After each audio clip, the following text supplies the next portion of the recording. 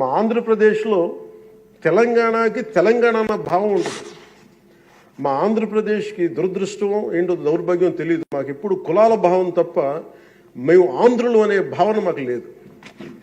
ఒకే ఒక్క చోట ఆంధ్రులు అనే భావం ఎక్కడ వస్తుందంటే విశాఖ స్టీల్ ప్లాంట్ ఒక్క దగ్గరే ఆంధ్రులు అనే హక్కు భావన వస్తుంది.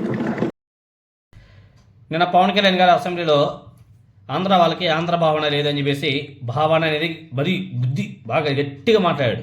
తెలంగాణ వారికి తెలంగాణ అనే భావన ఉంది, కానీ ఆంధ్ర వారికి ఆంధ్ర అనే భావన లేదు, ఇక్కడ కుల భావన ఎక్కువైపోయిందని చెప్పేసి మాట్లాడాడు.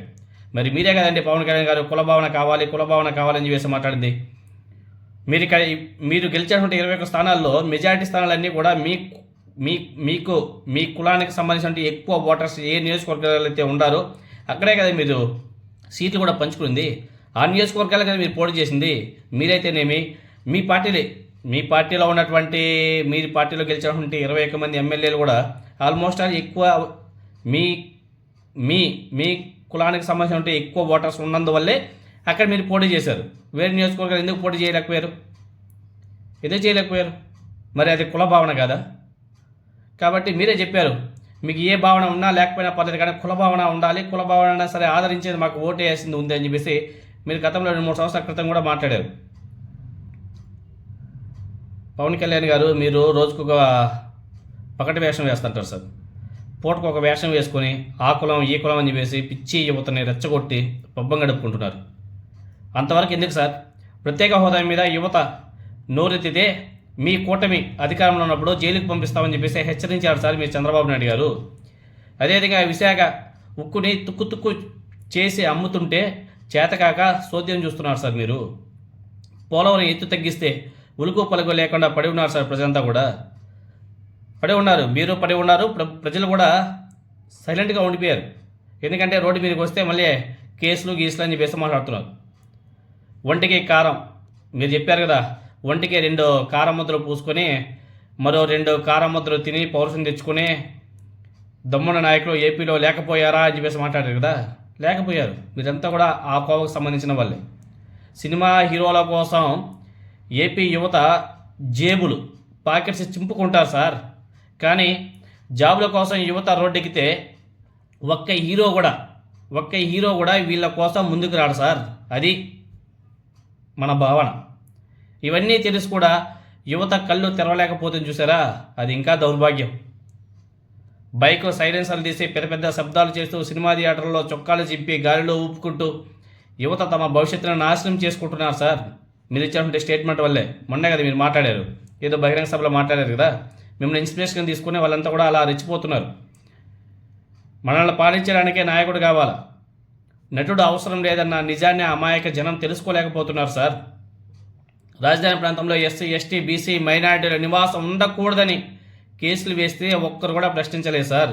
అటువంటి దౌర్భాగ్యమైన సిచ్యువేషన్స్ మన ఆంధ్రాలోనే ఉన్నాయి సార్.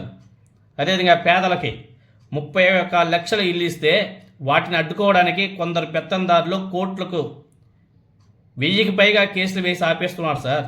అప్పుడు ఎవరు మాట్లాడు సార్. అప్పుడు ఎవరికి కూడా కుల భావన, మత భావన, ఆంధ్ర భావన ఎవ్వడికి రాదు. పేదవాడికి ప్రభుత్వం సెంటు స్థలం ఇస్తే వాటిని సమాజాలతో పోల్చారు సార్. అటువంటి సమాజంలో మనం ఉన్నాం. పేదవాడికి సెంటు స్థలం ఇస్తే ఏమైపోతుంది చెప్పండి? ఇస్తే దాన్ని కూడా సమాజాలతో పోల్చినారు సార్ మీరు. పెద్దోళ్ళు కొండలను ఆక్రమించి ఫిలిం సిటీలు కడితే అది గొప్ప అభివృద్ధి అంట. అంతే కదా సార్? అంతే కదా. అదేవిధంగా సుదీర్ఘ తీర ప్రాంతాన్ని కలిగినటువంటి ఈ రాష్ట్రంలో పోర్ట్లు, ఫిషింగ్ హార్బర్లు నిర్మిస్తే అది దోపిడీ అంట సార్. బికినీ ఉత్సవాలు నిర్వహిస్తే అదే సముద్ర తీరంలో దీంట్లో బికినీ ఉత్సవాలు నిర్వహిస్తే అది గొప్ప విజనరీ అంట సార్. అంతే కదా సార్ పవన్ కళ్యాణ్ గారు? అంతేకాదు, పేదలకు ఇంగ్లీష్ మీడియం అందకూడదని చెప్పేసి పెద్దలు కుట్రలు చేస్తే ఒక్కడు కూడా తిరగబడలేదు సార్. మెడికల్ కాలేజీలో ప్రైవేట్ పరం చేస్తే సోద్యం చూస్తున్నారు సార్. బడులు బాగు చేస్తే తట్టుకోలేకపోతున్నారు సార్. బెల్ట్ షాపులు విస్తరిస్తూ పోతున్నారు. ఇంకా రేపో మాపో గల్లీకి ఒక బెల్ట్ షాప్ వచ్చేటట్టుగా ఉంది. ఇదే అభివృద్ధి అని చెప్పేసి ముడిసిపోతున్నారు సార్. అలాంటి సమాజం మన ఆంధ్రప్రదేశ్ సమాజం. ఉచిత విద్య వైద్యం అందిస్తే అది విధ్వంసం అని చెప్పేసి గగ్గోలు పెట్టారు. తక్కువ ధరకు మద్యం అందిస్తే మాకు చాలా అని చెప్పేసి మురిసిపోతున్నారు. పేదలకు సంక్షేమ పథకాలు అందిస్తే ఏపీ శ్రీలంక అయిపోతుందని చెప్పేసి గుండెలు బాదుకుంటున్నారు. బ్యాంకులకు లక్షల కోట్ల రుణాలు ఎగవేసిన వారికి రుణమాఫీ చేస్తే అది గొప్ప అభివృద్ధి అని చెప్పేసి మురిసిపోతున్నారు. దేశంలో ఎక్కడా లేని మీడియా గొట్టాలు కుక్కల గుంపులా ఒక ఆంధ్రాలోనే ఉన్నాయి. వాటిని కొందరే నడుపుతున్నారు. ఎందుకో మరి కొందరే. మరి ఆ కొందరు కూడా సర్టెన్ పార్టీకి మాత్రమే సపోర్ట్ చేస్తున్నారు. ఎందుకు సార్? వాళ్ళు హోదా వద్దు అంటే వద్దు అని చెప్పేసి మాట్లాడాలి. వాళ్ళు ప్రత్యేక హోదా కావాలి అంటే మేమంతా కూడా హోదా కావాలి మాకు అని చెప్పేసి మాట్లాడతారు. వాళ్ళు నందిని పంది అంటే మేమంతా కూడా పంది అనాలి. వాళ్ళు పందిని నంది అంటే మేమంతా కూడా నంది అనాలి. అలాంటి మీడియా వ్యవస్థ ఆంధ్రప్రదేశ్లో ఉంది. ఆంధ్రప్రదేశ్లో కాదు, తెలంగాణలో ఉంది. ఆంధ్రప్రదేశ్లో ఒక పర్టికులర్ పార్టీకి సపోర్ట్ చేస్తుంది.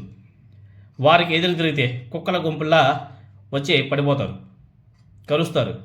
వారికి ఎదురుగా ఎవరో రాజకీయాల్లో కానీ వ్యాపారాల్లో కానీ మీడియా రంగంలో కానీ ఉండకూడదు. ఉంటే నాశనం. పాలు అమ్మినా పచ్చళ్ళు అమ్మినా ఫిలిం సిటీలు కట్టినా ఏం చేసినా అంతా వాళ్ళే చేయాలి. ఇంకొకటి చేయకూడదు, ఇంకొకటి రాకూడదు, ఇంకేం చెప్తాం. మరొకరు వారికి ఎదురుగా ఉండకూడదు సార్. అది నడుస్తున్నది. వీళ్ళని ప్రశ్నిస్తే జైలుకి పంపుతారు. వీరికి భజన చేస్తే ప్యాకేజీలో పదవులు ఇచ్చి మంచిగా చూసుకుంటారు. అంతే. మా కోసం మీరు ఎక్కువగా ఆలోచించే కలత చెందకండి సార్. మతి లేని జనం ఉన్నంత వరకు మా ఆంధ్ర పరిస్థితి ఇంతే సార్. మా బతుకులు ఇంతే సార్. మేము ఇలా ఉన్నంత వరకు మీకు నారా చంద్రబాబు నాయుడు గారికి ఎటువంటి డోకానే లేదు సార్. మీరు ముందుకు వెళ్ళిపోతారు. ఎందుకంటే